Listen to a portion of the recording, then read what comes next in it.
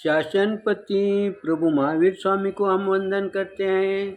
सभी गुरु भगवंतों को तिकोतों के पाठ से वंदन करते हैं।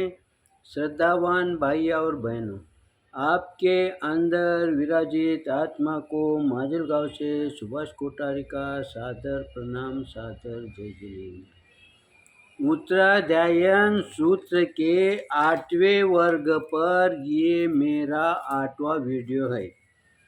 कल हम छठे गाथा का चिंतन कर रहे थे। छठे गाथा में 5वीं गाथा का चिंतन हो गया। छठे गाथा में गुरु भगवान क्या कहते हैं? दुपरिचया इमे कामा नो सुजिया अधीर पुरी सेहिम असंति स्वाया साहू जे तरंती अंतरम वनिया वा। गुरु भगवान छठे गाथा के अंदर कहते हैं कि जो यहाँ पर काम भोग का त्याग करना दुष्कर है, ऐसा गुरु भगवंतों ने इस छठी गाथा के अंदर कहा है। काम भोग का त्याग करना दुष्कर है, अधीर पुरुष से इसका त्याग होना आसान नहीं है। देखो, यहाँ पर पूरा शास्त्र संतों के लिए दिया है क्या हमारे लिए दिया है? ये दोनों का विश्लेषण इस गाथा के अंदर किया। इसका मतलब क्या हो गया? ये बोध हमें भी मार्ग दिखा रहा है और संतों को भी मार्ग दिखा रहा है ये शास्त्र। तो इस गाथा के अंदर क्या कहते हैं? अधीर पुरुष। अधीर यानी जिसके पास स्थिरता नहीं है, चंचल, जिसे अपने विकार छूटते नहीं हैं या विकार छोड़ने के भाव उसके पास फटकते ही नहीं, आते ही नहीं, ऐसा अधीर पुरुष जो होता है वो काम भोगों का त्याग करना उसके लिए दुष्कर है। इस तरह से उसके लिए ये आसान नहीं है। तो फिर यहाँ पर अधीर पुरुष, फिर हमारे परिवार में अधीर पुरुष कौन है?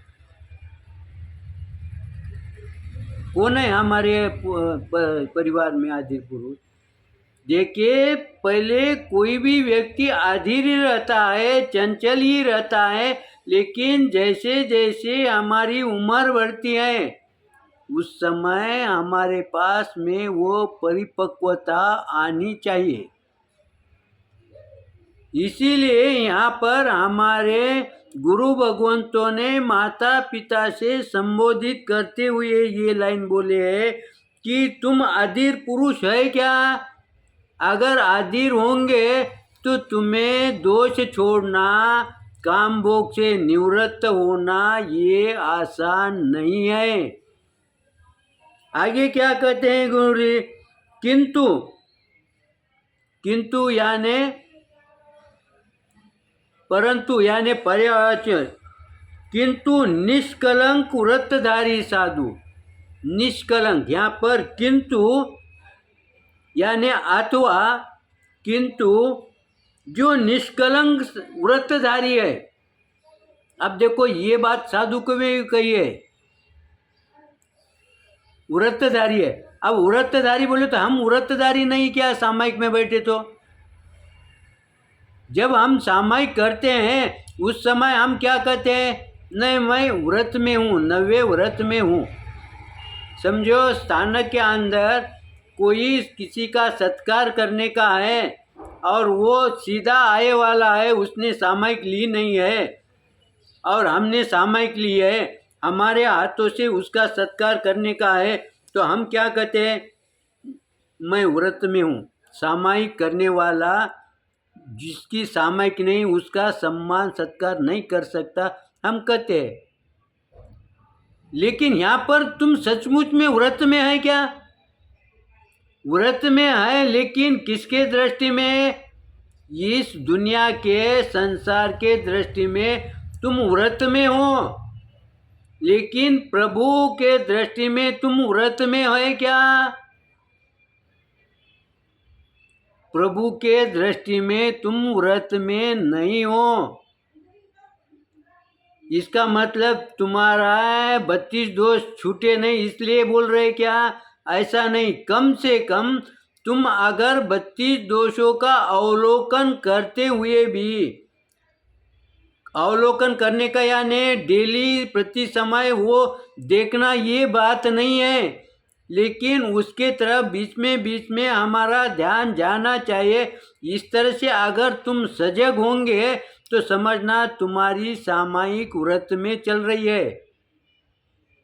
तो यहाँ पर गुरु भगवंत क्या कहते हैं, किंतु निष्कलंक व्रतधारी साधु, जो ऐसे साधु है जो नए नए हैं, उनमें ये सुधार लाना चाहिए कि निष्कलंक होना पड़ेगा। निष्कलंक होना यानी दोष रहित होना पड़ेगा। ये धीरे धीरे संभव है।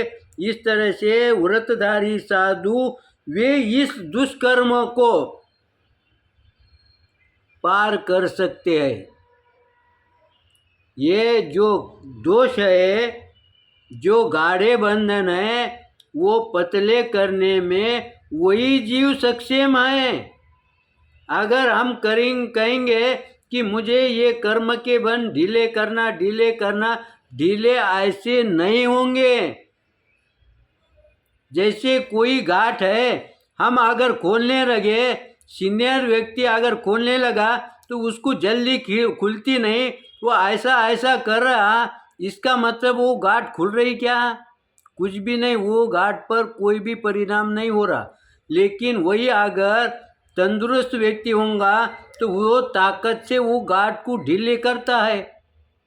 दोनों ने गांठ को छुआ है, लेकिन दोनों के परिणाम अलग अलग है। वैसा ही यहाँ गुरु भगवान समझाते हैं, जो निष्कलंक साधु है या श्रावक है, वो इस दोषों को पार कर सकता है, ये दोषों को दूर कर सकता है। आगे उदाहरण दिया है उन्होंने, पोतवनिक दुष्कर सागर को पार करता है।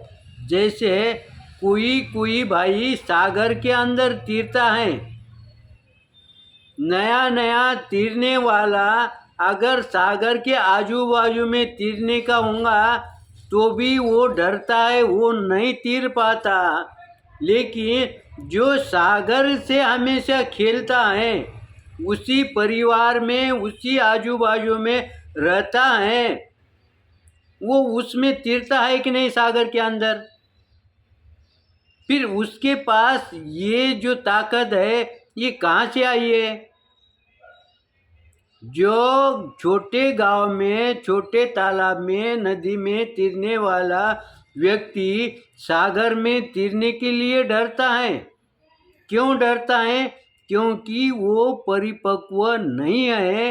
वैसे ही गुरु भगवंत कहते हैं, इस संसार के मार्ग से अगर आपको तीरना है, आपके परिवार में तनाव मुक्त परिवार करना है, तो तुम्हें क्या करना पड़ेगा? तुम्हें दोषों से दूर होना पड़ेगा। एक दोष दूर करना पड़ेगा। दूर करके तुम जब तक निष्कलंक नहीं होंगे, तब तक तुम्हें ये संभव नहीं होगा। इस तरह से गुरु भगवंत कहते हैं, यहाँ पर गुरु भगवंतों ने नए साधु की और जो संसार में माता पिता है, दोनों की तुलना की है। यहाँ पर उन्होंने माता पिता परिवार के सीनियर को समझाया है कि जैसे साधु निष्कलंक होने की कोशिश करता है, वैसे ही तुम व्यवहार में रहते हुए, व्यवहार करते हुए निष्कलंक होने के भाव रखो, प्रयत्न जारी रखो। अगर तुम्हारे प्रयत्न चालू रहेंगे तो तुम एक दिन निष्कलंक होंगे। और जब तुम धीरे धीरे निष्कलंक भी हो गए, पूर्ण रूप से निष्कलंक नहीं भी हुए, तो भी उसके परिणाम तुम्हारे परिवार पर दिखेंगे, महसूस होंगे। कैसे दिखेंगे? तुम्हारे घर के अंदर जो तनाव मुक्त था, वो तनाव में कमी आई कि नहीं, वो तुम अनुभव करो। तुम्हें दिखेगा, अनुभव में आएगा। इस तरह से गुरु भगवंतों ने इस गाथा के माध्यम से हमें इतना सुंदर ढंग से समझाया है। गुरु भगवंतों ने सिर्फ हमें चिंतन करना है। चिंतन करते करते हमारे समय को देखते हुए हम यहाँ रुकते हैं। सही आया होगा तो लाइक करेंगे, शेयर करेंगे। इसी आशा के साथ